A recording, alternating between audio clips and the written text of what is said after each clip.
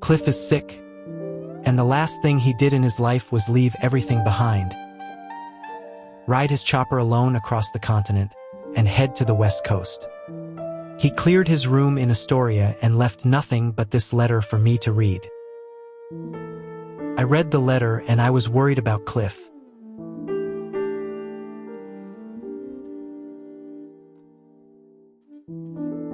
That night, I lay on the bed, staring at the ceiling.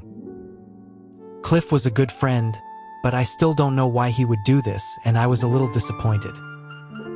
The silence felt heavy, pressing down on me, until my phone buzzed. I'm terrified, Bernard. Terrified of wasting away on this filthy motel mattress, of fading into nothing before I can finish what I started. Destiny owes me just one more day. I have begun my solo, and the show must go on.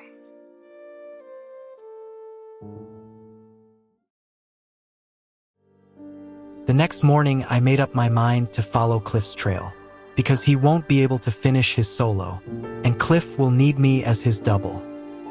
Speeding through the woods, my heart pounding with every turn, I had to catch up to Cliff before anything went wrong.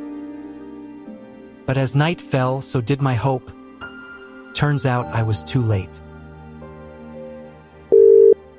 Damn, Bernard. The pain hit me again. I fell off my bike. Thank God I could still stand up, and my bike was fine. But I feel better after that. Much better. You know what?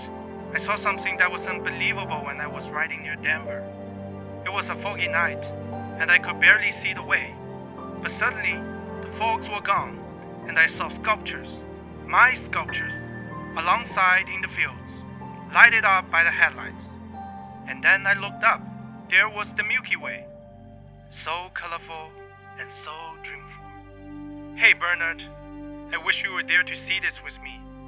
And I want you to know that I'm sorry. Sorry for leaving without a goodbye.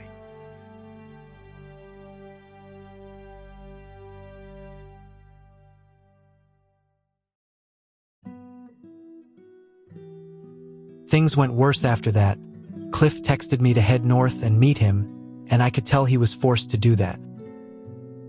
As I pushed towards the north, the mountains loomed ahead, their peaks swallowed by darkness. There is fire, raging against the snow, twisted and dancing, turning the landscape into a nightmare. The end was near. Cliff's end was there. And here is Cliff's last dance with his beloved motorcycle. When he saw those magnificent views, he realized those views were the reflections of his life, and he had become a part of it long before we noticed. He told me this is his dance of life. It was a magnificent dance, and Cliff has taken care of everything.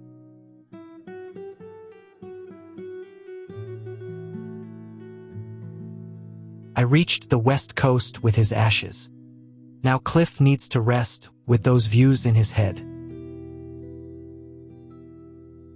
It is time to take a bow.